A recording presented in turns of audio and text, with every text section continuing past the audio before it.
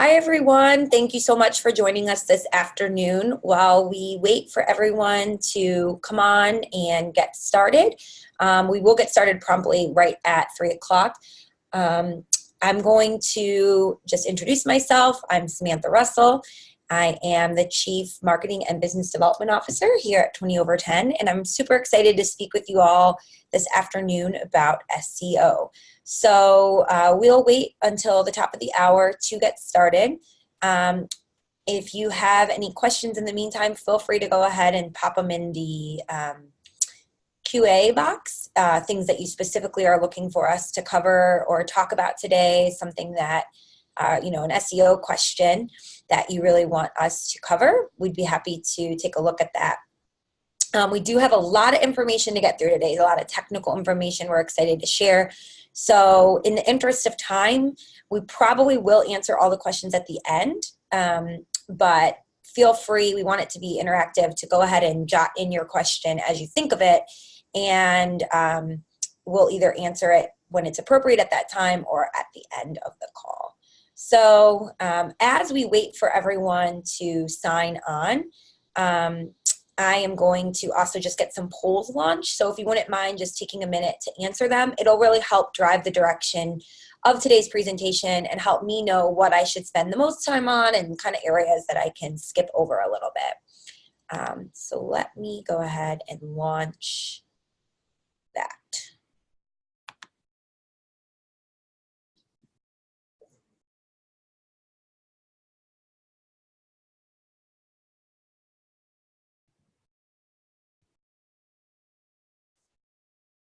And just so I know everyone can hear me okay, please, if you want to just maybe throw in the chat box that everything sounds good, looks good, you can hear us and see my screen. That's always helpful so that we know that technically everything is working right. Okay, great. Thanks, Larry, for letting us know. Also, if you have something specific that you came here to learn about today, whether it's just a definition of what SEO is or how to make your website appear higher in search results, or what are the main things that go into a good SEO ranking, whatever it is, even if it's something very highly specific about your own page, if you want to throw it in the Q&A box or even in the chat panel, tell us why you're here today, what you're interested to learn about. Again, that is really helpful for us to better tailor our presentation. So we've got some answers coming in. I'll wait to change up the poll until we get officially to the top of the hour. Also, the webinar today will be recorded, and the slides and the presentation will be sent out to everybody post-webinar. So if you have to leave early, don't worry about that at all.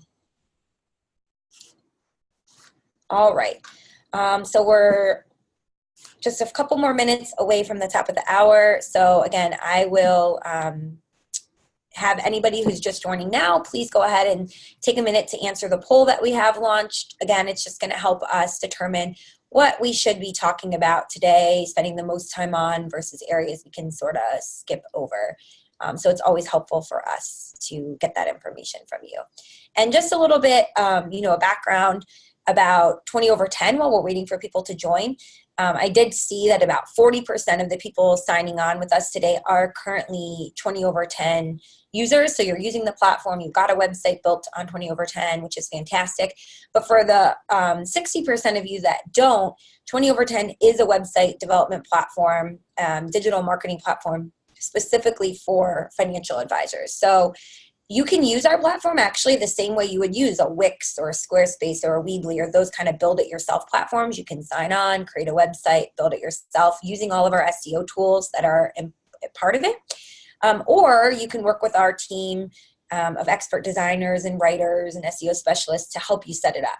So we do offer both of those options. And certainly go to 20over10.com if you want to check out more. But our entire presentation today will be very specific for financial advisors, since that is the demographic that we specialize in. So again, if you're just joining us, if you can answer this poll, let us know of your SEO knowledge so that we get a good understanding of kind of where you fall. we will be sharing our screen here momentarily, so you won't just have to look at me on the webcam. But now would be a good time to also introduce Amanda Larson, who's on my team. Some of you may have worked with her on your own SEO strategies. Amanda, if you just want to introduce yourself and explain how you'll be helping today. Hey everyone, I'm Amanda. I'll be kind of behind the scenes today, answering any questions that you have, so please drop those in the chat box for everybody to see. There's also a handy chat section that's private, so if you want to send us a question, you don't want anybody else to see that, we will get those answered for you too. Great, thank you. Yeah, and somebody was asking about seeing the poll. You should be able to see the poll on your screen. If you can't, you might need to move some windows around, and it should be behind some of the windows in order to see it. So we are officially at the top of the hour. So thank you everyone who's answered this poll so far. I'm going to go ahead and end this one and move on to the next one. But just to share these results, it looks like in terms of how much knowledge our audience has of SEO, for those of you who asked what it stands for, SEO stands for Search Engine Optimization. So it is how we make our sites optimized to show up more in search engine results.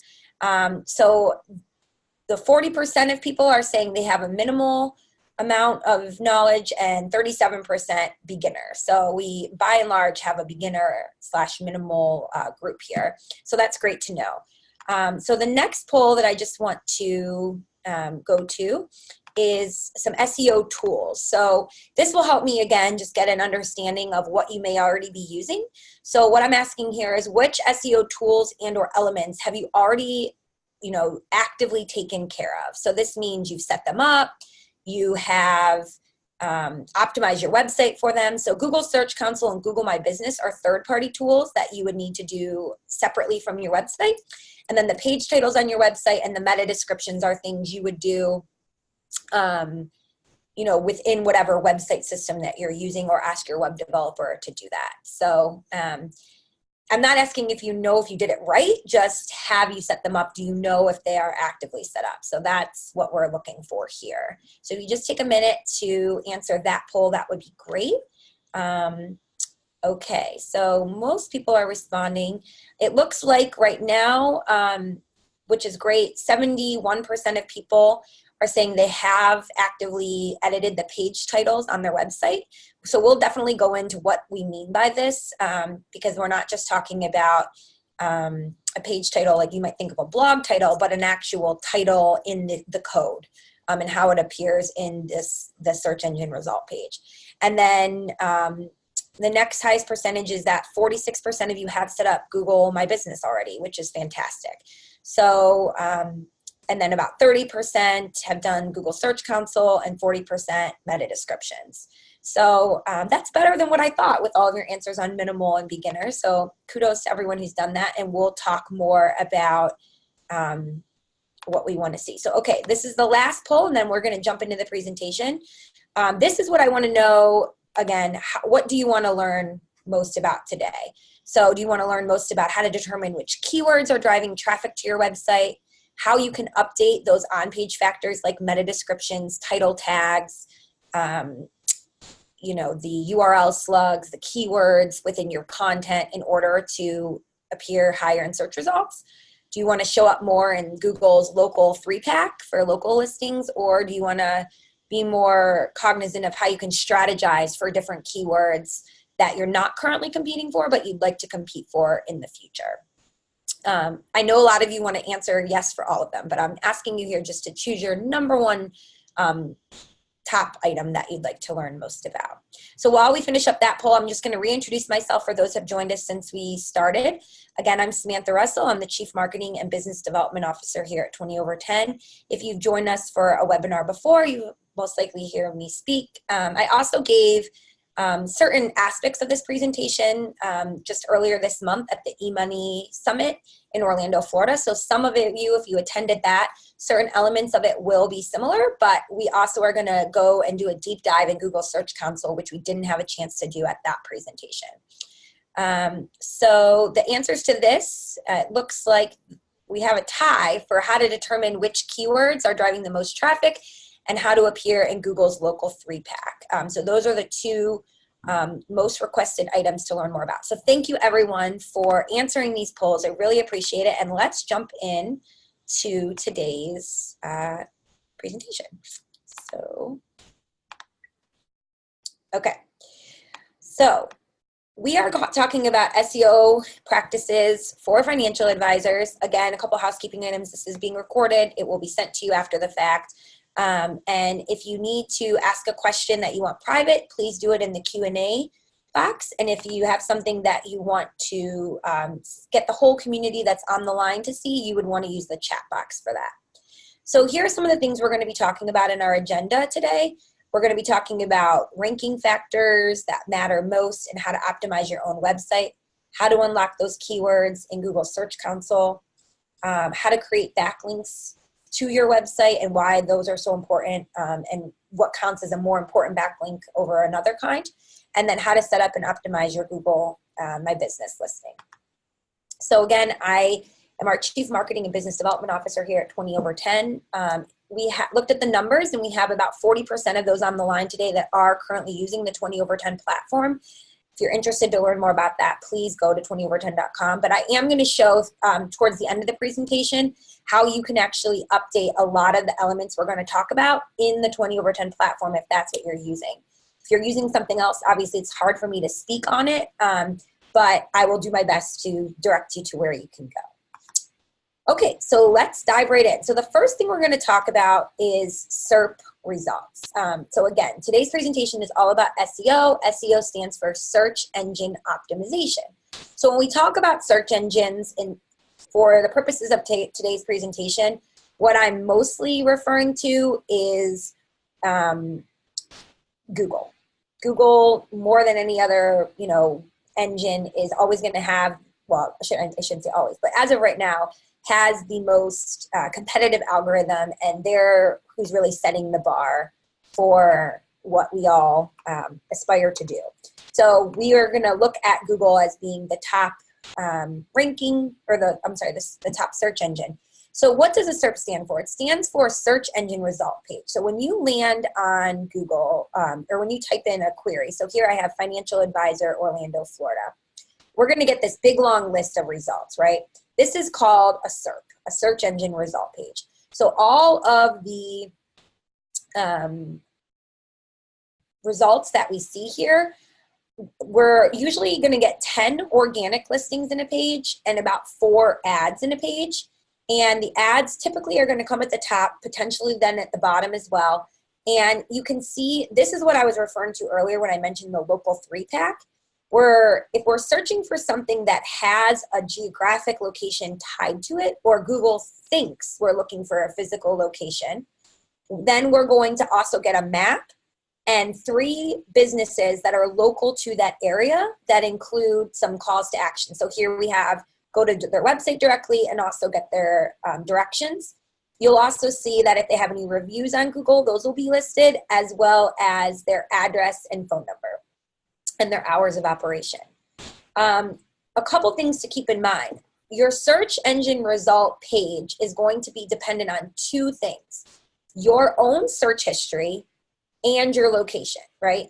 So if I were to right now here in Pennsylvania do a search for a financial advisor, I just typed in the word financial advisor, I'm going to get a very different list of results than one of you who might be in Phoenix, Arizona right now that searches financial advisor.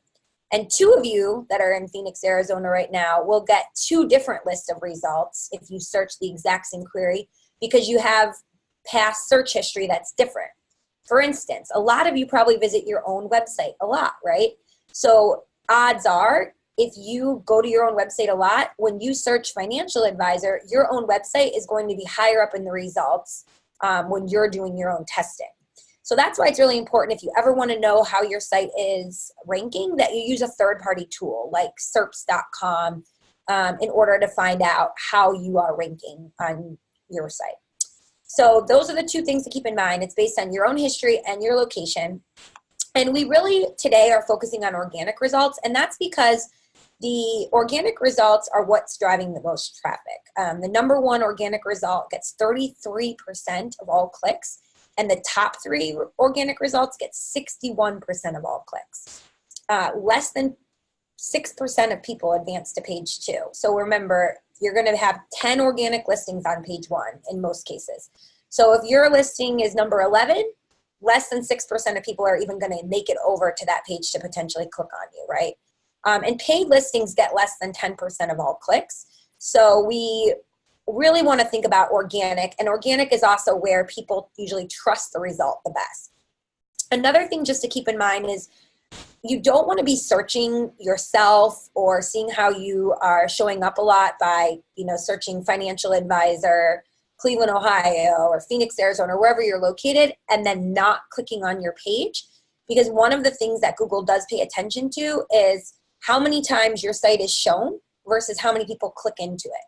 So if your site is shown 1,000 times because you're searching for it over and over again, but it only gets clicked into 10 times, then the next 1,000 times somebody does a search query that you could potentially be shown for, your odds of showing are going to go down. So they're looking definitely at how many people are choosing your result. So definitely keep that in mind and don't be searching for yourself too much. Okay, so before we dive into the Search Console, I just want to address the difference between on the page versus off the page factors, because this is very important. So most SEO experts will tell you that Google's algorithm is pretty much 50% made up of on the page factors and 50% off the page. So how your site performs is made up of those 2 factors. So that's why it's really important to understand the difference. So on the page factors are things like, what is your site about? Are you a financial planner? Are you an investment manager? Those keywords and phrases that are written all throughout your site, your blog, your landing pages, that tells Google what your site's about. That's an on the page factor. But it also is referring to how your site has actually been built or structured. So is the code good and clean? Is your site mobile responsive? Do you have an SSL certificate in place? So you can see up here, right, I have this HTTPS. That's going to make your site secure. So all of the ways that your site are built is an on the page factor. An off the page factor is how authoritative is your site in the eyes of the search engine. And the way that we build authority is by having a lot of other sites link back to us. So in the case of a financial advisor, right, if you have maybe your local chamber of commerce, that would be one link. Maybe you belong to FPA or NAPFA or some other kind of organization for advisors, and they have a find an advisor lookup and they're linking back to you. That's another link back to your site that has good domain authority. So Google's looking at your site and all the content, seeing that your site is about financial advice, financial planning for consumers. So any other sites that are related to financial planning topics are going to be considered to have high domain authority for your area.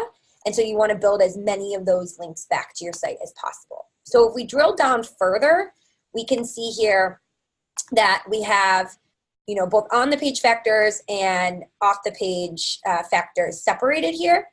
So I'm just going to go through these quickly because this is really the crux of what our presentation is about. And we're going to dive into these in more detail. So the on the page factors would be things like you want to write good linkable content that contains your keywords. That's a no-brainer.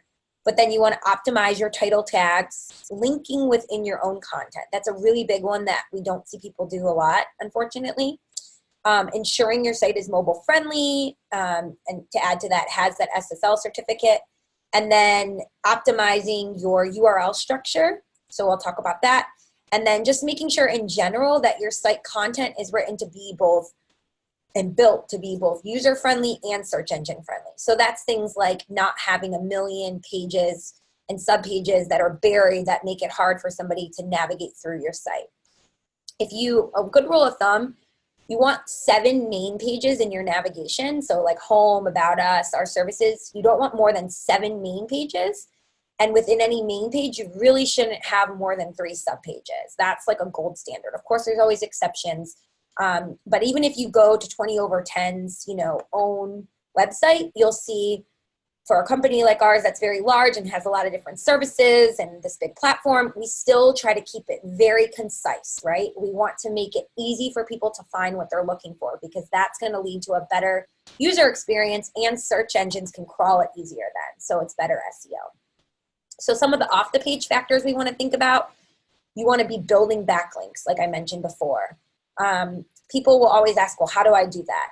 The best thing you can do is to have good content that you share, and then you put it out on places like social media and get other people to share or comment on it. Because again, every single time you write something like a blog post or have a new landing page, it's going to have its own URL that is a new URL that can then be linked to.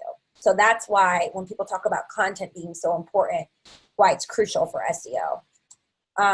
And so, of course, social media, optimizing and setting up your Google My Business page, and then guest blogging. So we're going to talk about all these strategies in more detail, but I just wanted to kind of give you the overview of where they each fall. So again, on the page means things you can control much more easily, right? You're writing your own content, optimizing your page, making sure it's mobile friendly, all of those things.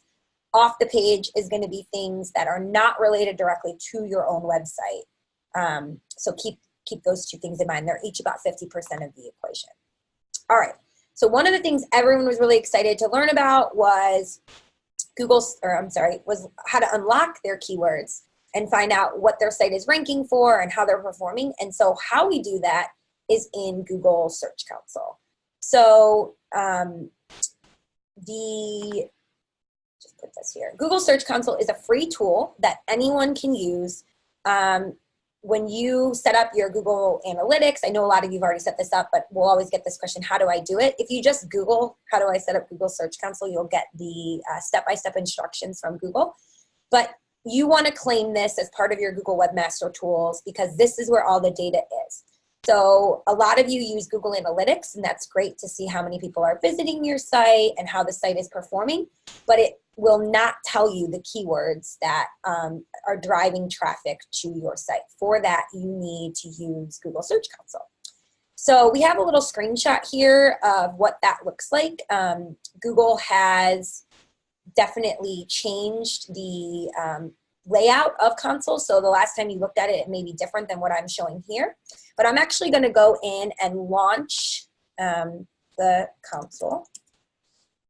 So let's get that up and running. Sorry, I should have this done.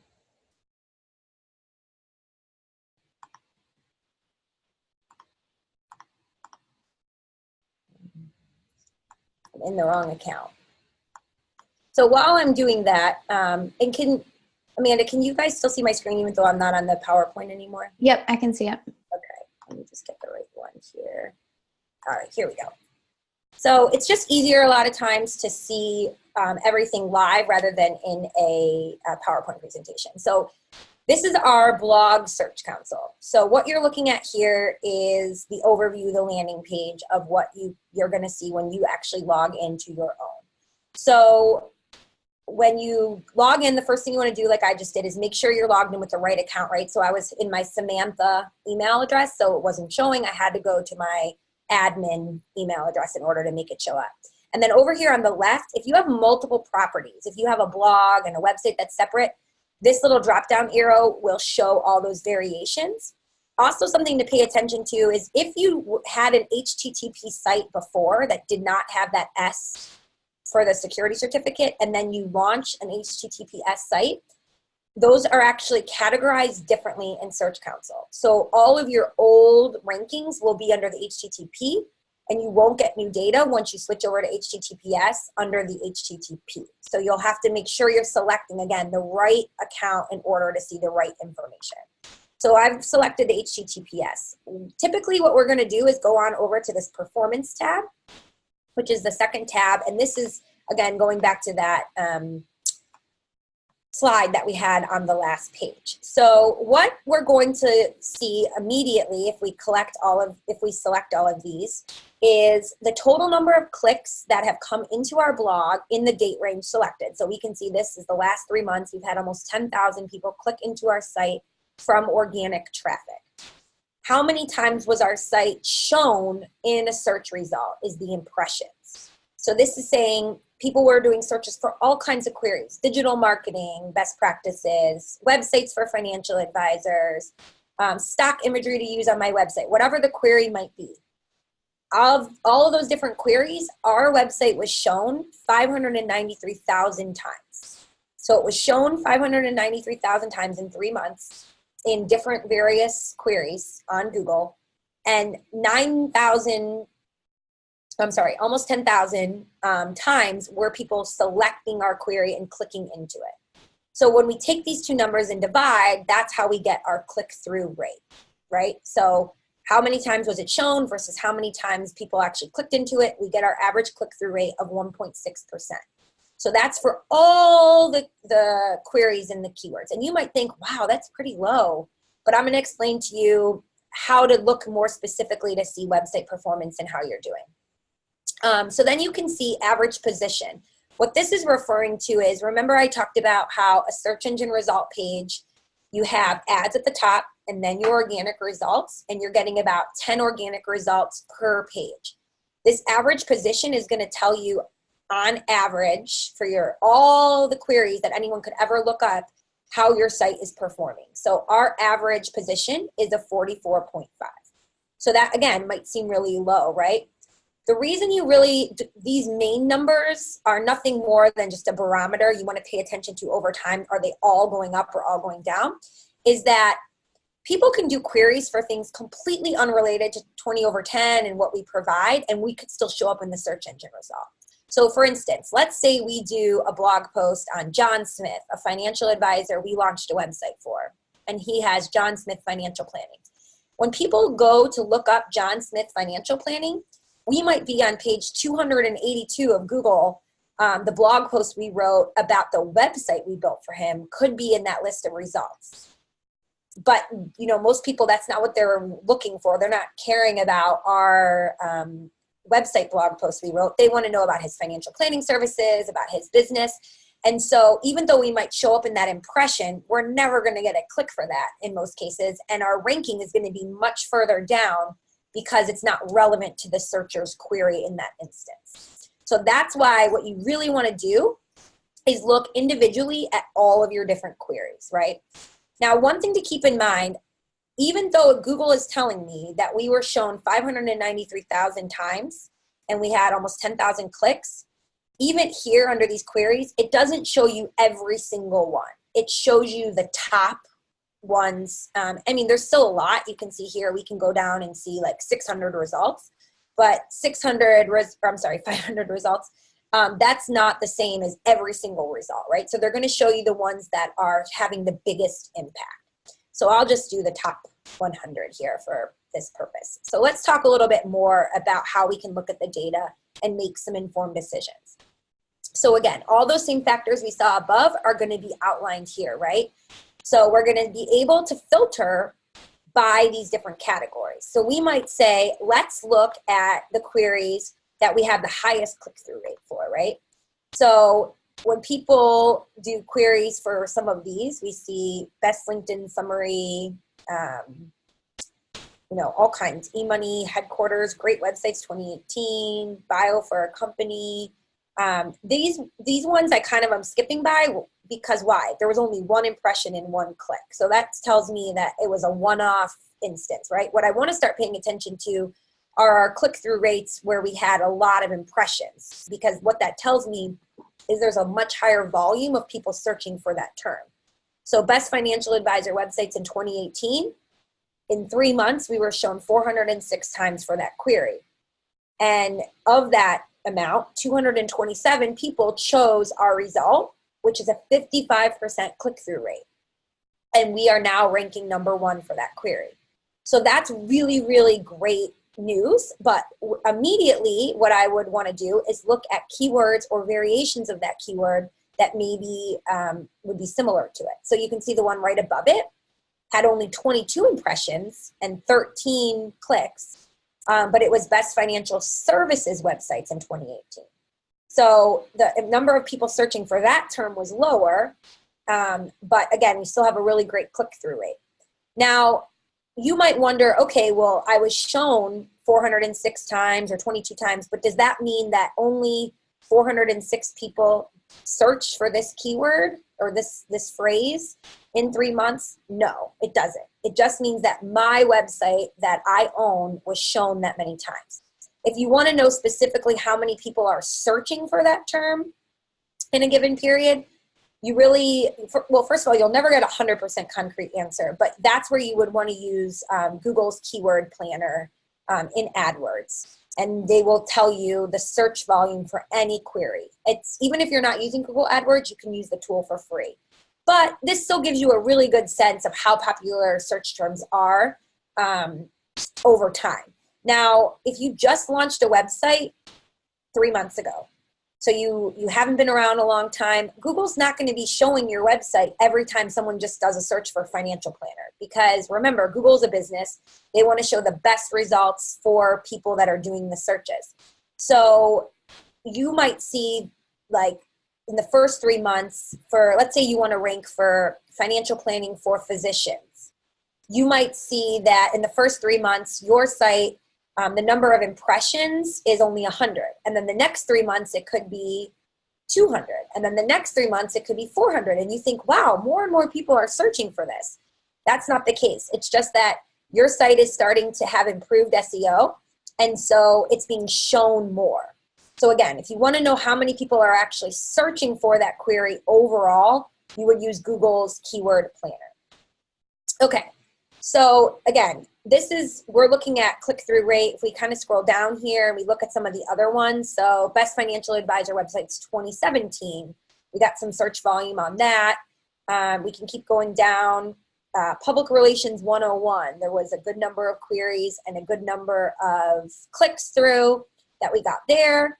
So you can see all different kinds of queries that were leading people to our website. But now we might want to go and look at impressions. What are the number, the highest impressions that we have an opportunity for, right? So we can see something like Google Search Console, there was 18,000 impressions. We were on page 56 and we got no clicks. This is a very generic search term, but I might think, oh, maybe I want to try to rank for a variation of it. Google Search Console for financial advisors. Because there's a lot of people interested in that particular aspect of that keyword. If we go and we already look at keywords that contain some of those, queries that contain some of those keywords, like CRM for financial advisors, I would think in my mind, okay, I know we've done a blog post about tech tools that advisors can use. And in one of them, we talked about CRMs. But maybe we need a post that is just called CRM for financial advisors. We'll put the keywords that the query is showing us people are using right in the blog post, right? And then we have a much better chance of being shown more when people are searching for that. So that's how you can use this tool to filter through the data and make decisions about future keywords that you would want to rank for. I could keep scrolling down here. Another way that I like to do it is to look at positioning. So if we look at the positions where we're ranking number 1, we can see all these different variations where we're ranking number 1 for these instances, right? But if we start looking and scrolling down and see where are we ranking more like position number 4, 5, 6, that's where we have some work we can do to be more competitive. Because if you remember what I told you, the top 3 results get 61% of the clicks. So if I'm already ranking really well for something, if I'm in position 1, 2, or 3, I'm not going to spend a lot of time or energy trying to optimize for those keywords. I want to pay a lot of attention to number 4, number 5, number 6. That's where I have the opportunity to make a really big difference. So, financial advisor compliance solutions. I could write a blog post all about compliance. I could do a whole series. I could do one on compliance overall and then break it down into digital marketing compliance and then break that further into blog post archiving versus website archiving versus social media archiving, all the elements of digital marketing. And each one of those posts could be then linked to each other to help drive information. And I would have the opportunity, hopefully, to go from a 4 to a 3 or a 2 or even eventually a 1. Now, this also leads me to another good point, which is you can see here, even though I was ranking number 4 for financial advisors compliance solutions, I had 0 clicks, 0, after my site was shown 965 times as an option. That's not good. And what that leads me to believe is that my meta description and title tag were written really poorly. It did not entice anyone to click on it. So that's a good segue for what we're going to talk about next, which is if you come in here and you see your site's being shown a lot, it's ranking pretty high, but you're not getting any clicks at all, that is where you need to optimize how your listing is showing up in the SERP so that more people will want to click on it. So I'm going to jump onto that section of the page. So title tags and meta descriptions and keywords and URLs, they're all different elements that make up SEO on page, as we talked about. So what I'm showing you here are 2 examples of title tags. So if you recall when we were back on that first page, all of these listings are made up of a couple elements. So that's what we're going to dive into now. So the first part of the element that you see highlighted here in purple is the title tag. Below it is the URL, and then the gray part below that is the meta description. So the title tag is the actual part that someone clicks on to enter your website, right? You want to be incorporating the keywords that best describe the page for every title tag. And this is actually one of the most important elements of on-page SEO. So your title tag is the second most important on-page ranking factor after the overall content, in general. These 2 examples that I show you here, I've highlighted them for 2 different reasons. So what a lot of people will do is they'll put their company name first in a title tag and then describe what it is. So in example number 2 here, you see Van Wee Financial, fee only, 4 reasons, certified financial, and then it kind of gets cut off because you have to keep them between 50 and 60 characters. The other option, they have Carlsbad, California, fiduciary financial planner, and then their company name. If your company is maybe more well-known, you have, like, you're a radio host in your local area, like Van Wee is, they have a radio show in Jacksonville.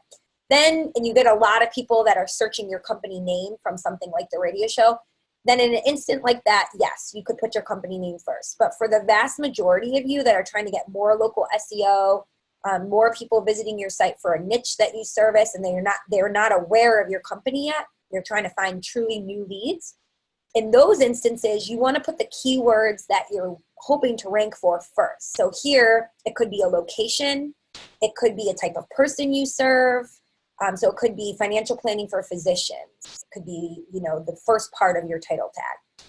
So how you structure it and how close to the front of the title tag the keyword is, the more important Google sees it as being.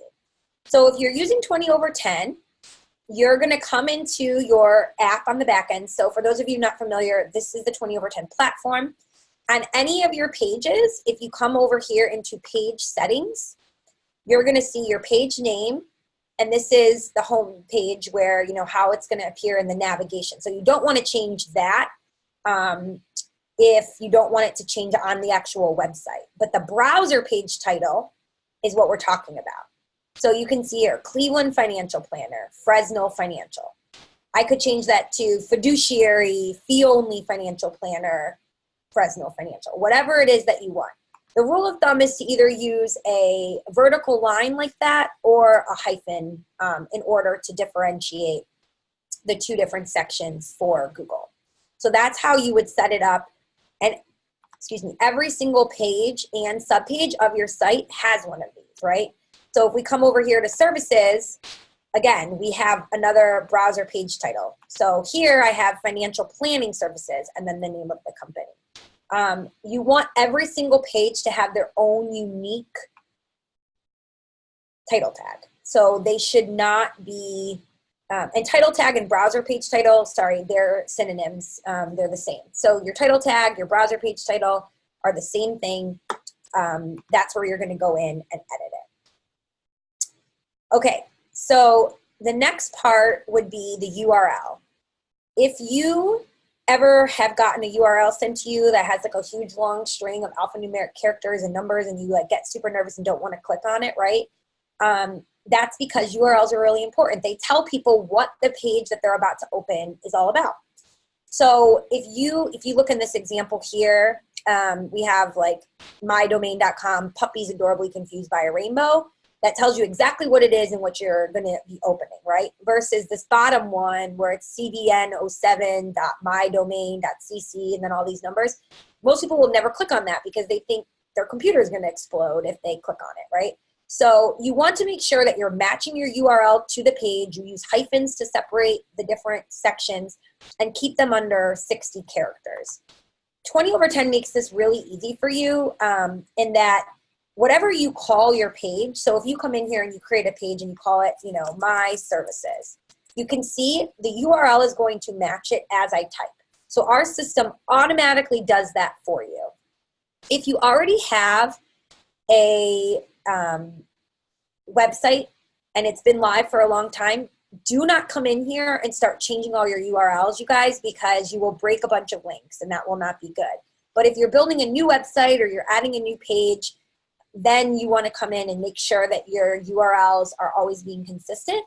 If you have URLs that you notice are not meeting best practices, reach out to somebody at our team or your developer to help them, let them help you fix those URLs so that you don't have a bunch of broken links. But again, if you're using the right kind of platform, as you label things, it will automatically update the URL slug for you.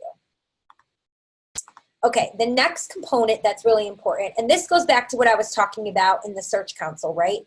So we saw we had like 974 impressions for CRM for financial advisors, but nobody was clicking on our blog post where we were talking about CRMs. So probably it was a combination of two things. Number one, our page title describing it wasn't very good. But number two, it was probably that the meta description was not very strong. So the meta description, again, is that gray text below the URL in the search engine result page that's describing to the searcher what your page is all about. So this does not have a direct impact on your search engine optimization, but it has an indirect factor. So what I mean by that is people will read it and then determine whether they want to click in it or not. And the more people that click in it, the more Google will say, wow, this was a great result for this query. I'm going to show it more. And the less people that click it, the more often Google's going to say, oh, it doesn't really match user intent. We're going to downgrade it. So, if we go back to my example here, I can bet that, people, for some of these where, we have 0 clicks, but we were in like a fourth ranking position, if we don't get anybody clicking on it pretty soon, the next 3 months when I go to check this, all of a sudden we'll probably be ranking like 7 or 8 or 9, and our ranking will just fall if nobody ever clicks into it. So that's why it's so important to update these. So you can see here, I have 2 different versions to show you. The Clarity Asset Management, Inc. is a fee-only financial planning and asset management firm in Ames, Iowa, as a fiduciary firm. We work together for your benefit. So that's more what I would call an informational one. They're packing in the keywords. They're trying to help the user determine what their site's all about. The second one, now this second one is not a meta description for a main page of a website. It's for a advisor profile page, but I think it's a great example of how to write something that can be much more compelling and interesting to the end user, right? So here, Kyle has, hi, I'm Kyle Moore, and I help busy and motivated professionals take their finances to the next level with ongoing guidance and accountability. So that is much more exciting and enticing in the sense that it talks about specifically what he does. Now, of course, you're going to need your main homepage one to be a little bit more informational, but think really hard about that copy that's appearing for your pages and what would entice someone to click into it, right? So maybe you offer some sort of solution, or what is the problem that they have and what is the solution that you offer? That's the best way that I typically suggest that you try to structure them. So again, if we come into 20 over 10's app here and you want to know how to update them in your own page, click on the page settings for any page, and then you can come down here and where you see SEO and it says description, that's where you're going to enter your meta description in. So again, I went into, let me just show you one more time. I came over here into the page settings, and then I scroll down on that page to where it says SEO and then description. And that's where I'm going to enter whatever I want that meta description to be, that ad copy, right? So in this fictional example, let's pretend I'm a financial planner that helps physicians that work at the Cleveland Clinic and university hospitals in Cleveland, Ohio. I'm going to put our financial planning services help physicians throughout Ohio develop strategies to pay down debt while accumulating wealth, right? It's very specific. It talks about what we do, and this is for our services page. So this is not for my home page, this is for my services page, my services overview page. So the SEO description for meta description for every page should also be different, you guys. You don't want to repurpose this. You know, you don't want to pat yourself on the back and say, yes, that is great ad copy. I'm going to go in and take this and put it on every other page of my site. You want every page to have its own unique meta description, because if you don't, then Google will typically scrape your page and find something and display it. So if any of you go right now and search yourself and look at what your meta descriptions are and you're like, but I'm in my app and it's not what I wrote, that's because Google doesn't like what you wrote. And if it doesn't like what you wrote, it will actually change it. So you want to follow these best practices that we've outlined here, you know, keep them 120 to 150 characters long, and make sure that whatever keywords you're putting in that meta description are keywords that are actually on your page. So if they're not on your page, Google's going to say, wait, that's not what this page is about. I'm not going to show that as the example here. So you may need to even go back and update some of the copy on your page to match them up.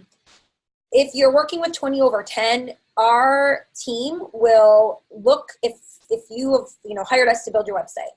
When we launch a site, we always will look at the copy that you have on your page, and we will kind of highlight whatever we think the page is about and put it in there. But you certainly want to go back in and look at all of them yourself and make sure that they are relevant and that they actually do match what you think that page is about or what you want people to be clicking on it for. Okay. So the next element of on-page SEO that you can directly manage, all of you on your own, would be header tags. So by header tags, what we mean is when you're looking at a website and the client-facing part of the website, so not on the back end, but actually what people see when they go to your website. If you see in this example here, right, the main part of the page that your eye is going to be drawn to are going to be this big, bold lettering, right? So fee only, forward-thinking wealth management, serving Akron, Ohio. Financial services designed especially for physicians and retirees. Those two sentences pop out at your eye, and they help you determine what the page is all about. They also help you determine whether or not you want to read the text under it, because it's summarizing the text below it. So these are called header tags. Headline tags is another name you'll hear people use for them. And we can have varying levels of importance within header tags. So you can have H1 tags, which would be, in this instance, this first one, and then H2 tags, which would be a little smaller. You can keep going, H3, H4.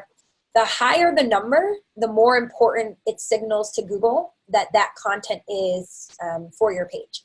So when you determine that something should be the biggest, boldest text on your website, you're telling Google that is what your page is most about more than anything else. It's also really great user experience to use these on your site and not just a good for SEO, because it helps your users scan your website and find what they're looking for, right? We know that people don't land on a website and say, okay, I'm going to start at home, and then I'm going to click to page 2 and then page 3 and read every piece of text. We scroll through the site, we click around, we scan, we look for specific things. So when you land on a website and they just have like 4 big paragraphs of text, that is not good user experience, and most people are not going to read it. So by breaking it up with these header tags, you're not only signaling to Google that this is what this page is all about, but you're making it easier for people to read your page and engage with it which will make them stay on it longer, which will increase their visit time, which will increase your SEO. So we always like to say what's good for the user is also good for the search engine. The more user-friendly you can make your website, the more SEO friendly it will be as well. So again, if you're in 20/10 and you're like, okay, well, how do I, change up these header tags? Just go to this page. It's a little bit more streamlined. So here we are. We're on a page with a lot of content, different sections. So if we come and we highlight any one of these sections, we can see what header it is in.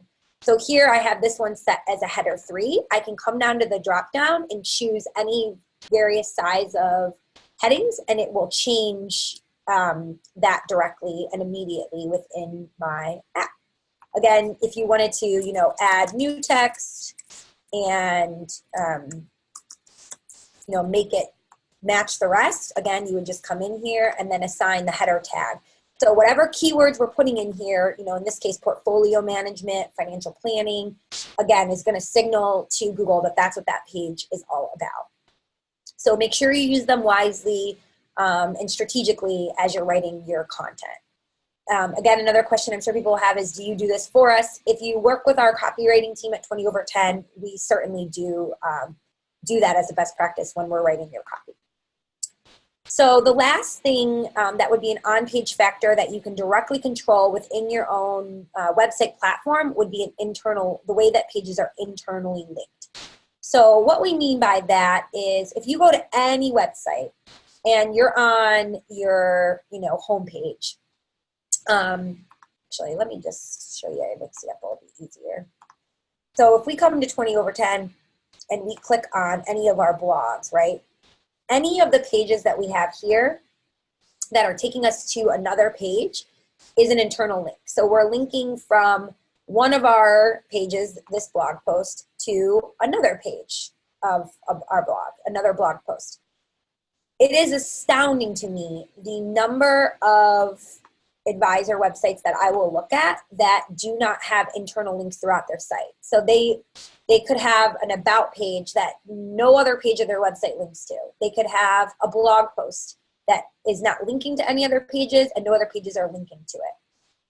This is such a small, easy thing to do, but yet if you don't do it, it's really daunting to go back and try to fix, 100, 200 blog posts, to go back and add all these links. So every time you write a blog post, a good rule of thumb, you want to have at least 2 other pages that blog post is linking to.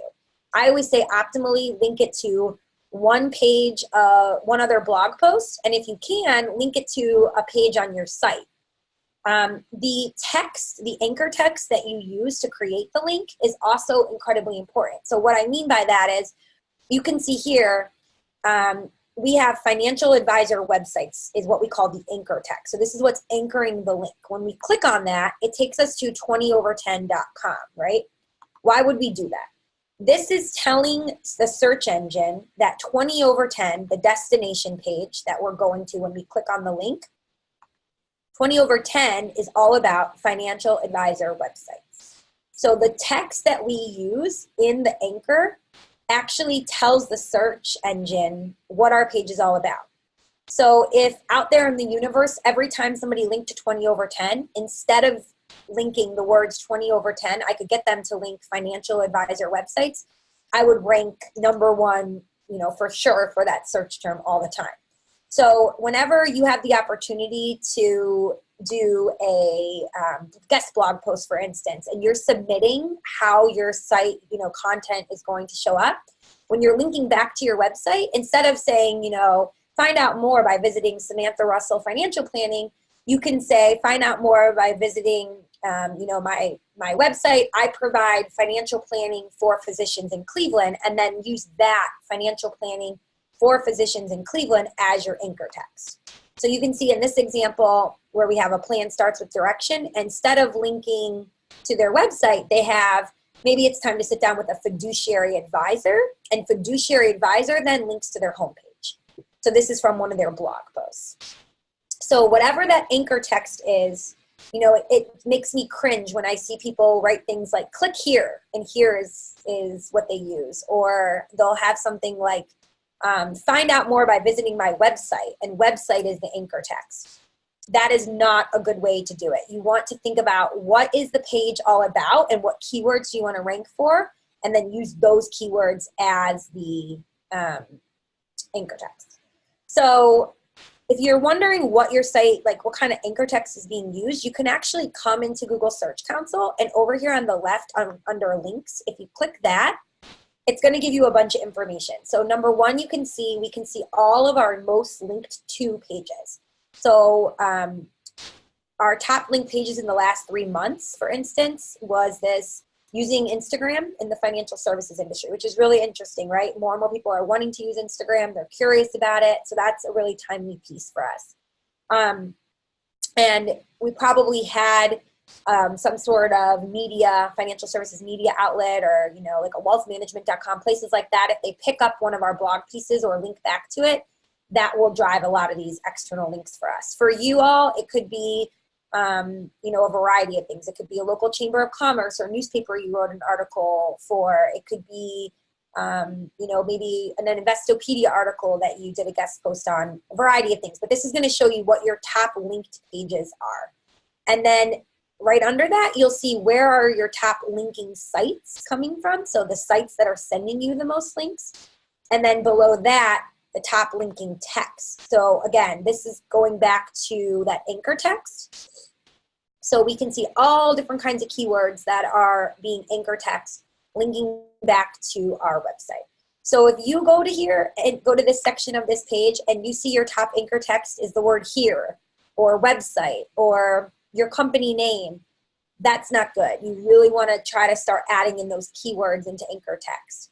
So again, this is something really simple you guys can all leave here today and start doing, building these internal links. Go back to your website right now. You know, look on your homepage. What other pages are you linking to from your homepage? Look at your blog posts. If you realize that, hey, I haven't been linking to any other pages of my site and I have 200 blog posts, find an intern, find someone on your staff and task them with every day going through 5 or 10 blog posts and linking back to other posts.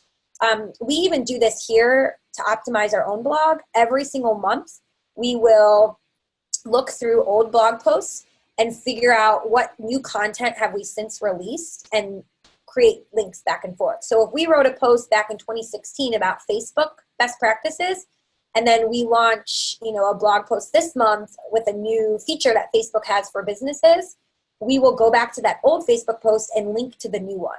And that's also going to help really drive your SEO results up, because now Google sees that that old content that you had from 2 years ago has gotten a facelift. It's been refreshed, and Google loves sites that are up to date and fresh. So when we say a fresh site, we don't just mean adding new content, but also going back and changing up and relinking and adding, you know, updates to older pages as well. Okay. So now I'm going to spend the last, I'm probably going to go a little bit over. So if you have to leave, again, I completely understand and we will send you the recording. But now I'm going to go into the second most requested part, which was, so we talked about the on the page factors. The number one thing that you want to take care of for your off the page factors, well, the two things are your Google My Business listing and the name, address, and phone number data and how it's displayed on your site. So again, in that first example in the SERP result, we talked about how Google will show a local 3-pack, that's what they call it, whenever somebody is doing a query for a business that they think is more local. So the keywords of the location don't necessarily have to be there in order for this to show up. So if I right now just do a search query for pizza, Google's smart enough to know I probably don't necessarily just want a recipe for pizza, though they might show that, but I might be looking for pizza places near me, and they'll give me 3 pizza locations. Same thing for your businesses. When someone does a search for financial advisor, most likely they're going to get 3 results like we see here. So there's 3 things you want to keep in mind if you want to show up here. And again, 61% of all clicks are coming from this. So it's really important to try and get in this local pack. You want to set up and optimize your Google My Business listing. Make sure you have NAP data, which stands for name, address, and phone number on every single page of your website. Typically, you would put that in the footer of the site. And then you want to get Google reviews. So I'm going to break down each of those independently. So the first one is the Google My Business listing. You can see here we have two examples, an incomplete listing and a completed listing. When you claim your profile with Google My Business, it's not enough just to go in and claim it. You want to make sure you fill it out as complete as possible. And that also includes photos. So I see a lot of you have these, but you don't have any photos. Our research shows you want at least 6. 6 to 10 is a sweet spot for how many photos you want to have an even better chance of showing up in the local pack. Because people are visual and we really like to see what it is that we're finding. So you can see here this example, Sequoia Financial Group, you know, they have a screenshot of coffee mugs in their office with a background. They have a picture from their office. They have their logo. You can upload lots of different things. You can upload your staff at an event. You can upload a picture of the building, the inside of your office, your logo, but try to get 6 to 10 photos. You also want to make sure you include your hours of operation, your phone number, a map, all of those things. If you are a at-home business and you're like, oh, I can't do this, I don't want my home address to be listed, there is a way around that. I'm not going to get into it today, but there is a way around that. So if you're interested in learning more about that, you can do some research, or if you're a 20 over 10 customer, you know, contact us and we can talk you through it. So this is very, very important that you make sure that you get this optimized. The second thing is your name, address, and your phone number. So what's really interesting about this, and that a lot of people don't realize, is that Google is constantly scanning the entire web, right? And if they notice that your company spells out the word suite, S-U-I-T-E, but then in other listings it's S-T-E period, they're not sure if it's the same company, right? It's an algorithm. So they can't always match them up, and then you don't get the same SEO juice or power for your business that you otherwise would.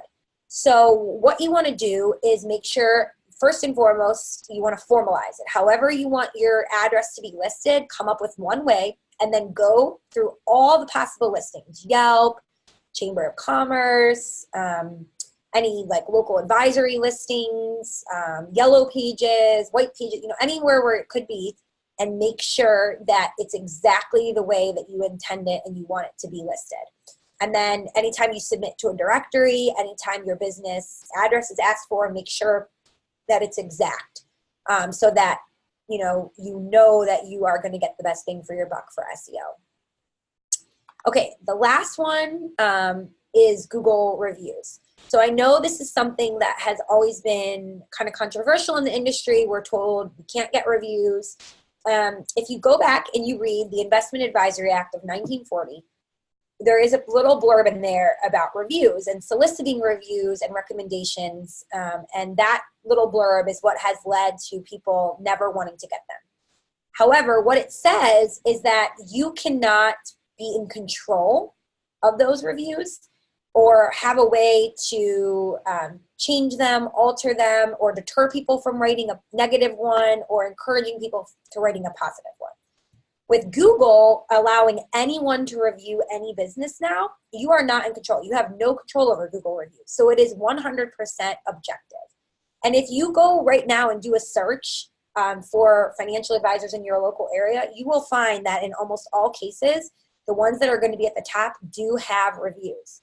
Even you'll see in this example, right? Skylight Financial Group, their ranking is a 3.7. Baird is a 5. But Baird is listed below Skylight because they only have 1 review where Skylight has 6 reviews. So it is really, really important to get reviews, and the more reviews, the better. I'm not telling you should all go, encourage your clients to review you. I don't want to get anyone in any compliance trouble. But all I will say is people can review your business. And when they leave a review, you have a better chance of showing up higher in that local pack. The one thing I would say is, reviews can happen on a number of places, not just Google. Don't comment on any reviews, good or bad. That's where you're starting to wade into dangerous territory, because it could be perceived that you're trying to discourage people from leaving a negative or encourage people for leaving a positive. So don't comment on them at all, but really keep in mind that your Google My Business listing, your NAP data, and the Google reviews are the top 3 ways to get in that local pack. I know we're at the top of the hour. I feel like I kind of skipped over a couple of things because in the interest of time. So I would really love it if you could give me a little bit of feedback, and hopefully you all found this helpful. If you go to the chat box or the Q&A and you just drop a line of maybe like what you found to be the most helpful or what you would love to have learned more about, maybe how to build more backlinks or how to go back through Search Console and find more information. We would love to offer a follow-up webinar in a subsequent month that would then be a carryover and invite everybody back to learn more, because it is a much more technical topic. If you're looking for help specifically for your business, we can certainly do that. So right now we only offer SEO help for 20 over 10 users, and that's because, as you can see, all of the tools that we use are baked into our platform. However, that being said, we would like where we are able to also help with some off-the-page factors as well, like optimizing your Google My Business listing or setting up Google Search Console. So if you want help with those things as well, our SEO package would be a great fit for you. This is just information about 20 over 10 in general, but we do have a SEO package that's $800 if you're a current 20 over 10 user. If you're not a 20 over 10 user, but you're interested in switching to a platform like ours that gives you all these great SEO tools, right in your back pocket, then you can certainly learn more. We have all the information here. We're offering anyone who is not currently with 20 over 10 2 months free if they want to get started. So Amanda will put that code in the chat box, and we'll email it out to everybody. So if you sign up by November 1st, you would get 2 months free if you are looking for a new platform that does make it easy to do this. One thing I would just say as we close out here, certainly connect with us on LinkedIn. That's my LinkedIn. But I know that a lot of you are like, well, I'm not on 20 over 10, but I am looking for help. How can you help me? So we have an exciting announcement that we're going to be coming out with the first quarter of 2019, but I can give you all a little bit of a preview here, and I have it linked here in the slide deck. So what you need to do, of course, in order to rank higher is to blog more, to build more backlinks, to share more on social media, like I mentioned, to get your, content out there, to build landing pages. We haven't had a solution that we can, help all of you with until now. So in the first quarter of 2019, we're going to be launching a new product called Market Assist that will help you do all of those things. If you are interested in being one of the first ones to get early access, so we're going to have an early access period for 1 month. It'll be free for anyone to try. You can link your social accounts and try this. It's going to have an email marketing component, landing pages that will build SEO, lots of different aspects. You can sign up. So Amanda just put the link in the chat box and put your email in there. You'll get periodic updates as we get closer to launch, and then you'll be grandfathered into this early access period. So we're really excited about this. And this, crucially, would be available for anyone. You don't have to be a 20 over 10 website user to use this product. So if you're currently, using one of our competitor websites, or you have a WordPress site, but you really are looking for some help building those backlinks, creating content, posting that content, this would be a fantastic solution for you. So I'd encourage you to check it out. I've also, again, have my LinkedIn. It's just LinkedIn. If you go to LinkedIn and you search Samantha C. Russell, I'll come up. If you have a website and you want to send it to me on LinkedIn and ask me to take a look at it and find out, how your site's performing or what you could be doing better, or a quick question you have, I can't promise I'll get to it today, but I will get to it and I will get back to you, or send it to somebody else on my team and have them take a look. So I love hearing people's questions, love learning more of what people want to know about. Again, if you have questions right now, I'm happy to take them. Feel free to put them in the chat box in the Q&A. I know Amanda's been answering them throughout the presentation, but we're happy to chat about anything that you guys, might be interested in learning more about, whether it's Search Console, your own website, setting it up, including keywords, anything like that. So sorry, somebody raised their hand. We can't answer the hand raises on here, but if you type your question up, we'd be happy to answer it. So if you have multiple listings, also, I meant to mention this, like multiple locations, there are best practices for how to do that as well. If we don't have a blog on that already, Amanda, that would be a good one to write, how to manage multiple listings. But the best rule of thumb is to create a landing page for every location. So you can see here, again, on 20/10, down here under these other pages, if you click add new, you will be able to add as many location pages as you wanted. These landing pages can be used for anything. They can be used for a product, a category, a niche, but you can also use them for multiple locations. So we would suggest building out a location page for every location that you have. We're getting some more questions about Market Assist. The pricing for Market Assist is not yet public. It will be a month-to-month fee that you will pay. So if, again, you would just go to marketassist.io, Amanda linked to it above, and put your email address in here, and then you'll be contacted via email with more information as we roll it out over the coming months.